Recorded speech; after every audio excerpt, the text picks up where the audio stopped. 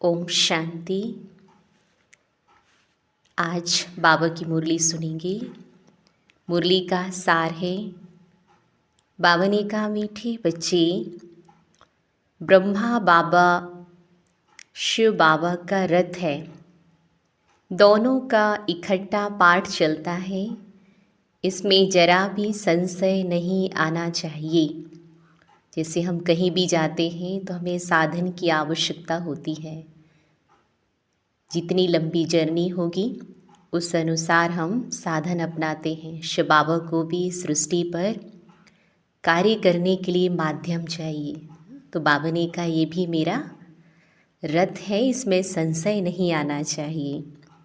प्रश्न है, मनुष्य दुखों से छूटने के लिए कौन सी युक्ति रचते हैं जिसको महापाप कहा जाता है? मनुष्य दुखों से छूटने के लिए कौन सी युक्ति रचते हैं जिसको महापाप कहा जाता है? उत्तर है, मनुष्य जब दुखी होते हैं तो स्वयं को मारने के, खत्म करने के अनेक उपाय रचते हैं, जिसे जीव घात कहते हैं। जीव घात करने की सोचते हैं शरीर छूट जाएगा ना तो हम दुखों से मुक्त हो जाएंगे। समझते इसमें हम दुखों से छूट जाएंगे, परंतु इन जैसा महापाप और कोई नहीं। वह और ही दुखों में फंस जाते हैं, क्योंकि यह है ही अपार दुखों की दुनिया।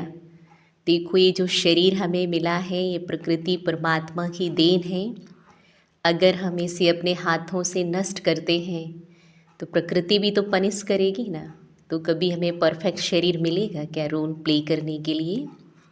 इसलिए बाबा कहते, दुख आती है, तकलीफ़ आती है, वो भी चली जाएगी, लेकिन कभी भी है ना बच्चों को सुसाइड नहीं करना चाहिए ना। बाबा मना करते हैं, ये महापाप है। धारणा के लिए सार है। पहली पॉइंट, कभी भी छुई मुई नहीं बनना है। दैवी गुण धारण कर अपनी चलन सुधारनी है। कभी भी छुई मुई नहीं बनना है। दैवी गुण धारण कर अपनी चलन सुधारनी है। सेकंड पॉइंट है,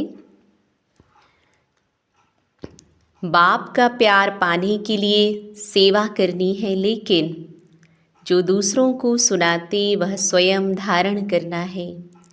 कर्मातीत अवस्था में जाने का पूरा पूरा पुरुषार्थ करना है।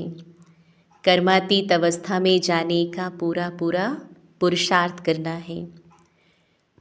वरदान है आज का, साकार रूप में बाप दादा को सम्मुख अनुभव करने वाले कंबाइंड रूपधारी भव।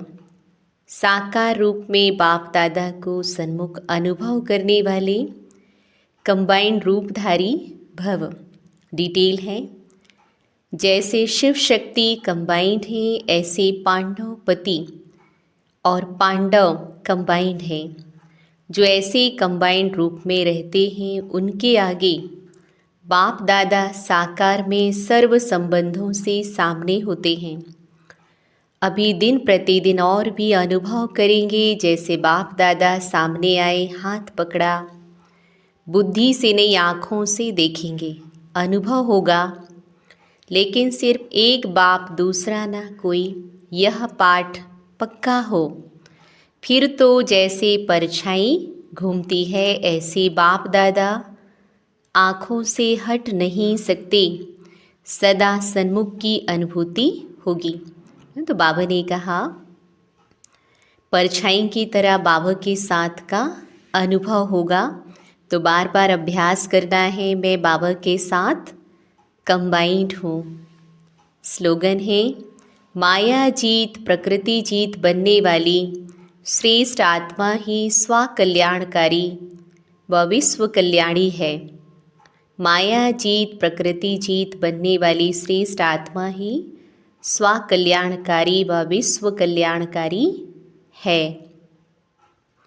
तो स्वयं का भी कल्याण करना है और औरों का भी कल्याण करना है। आज के अव्यक्त सारे हैं, बंधन मुक्त रहकर जीवन मुक्त स्थिति का अनुभव करो।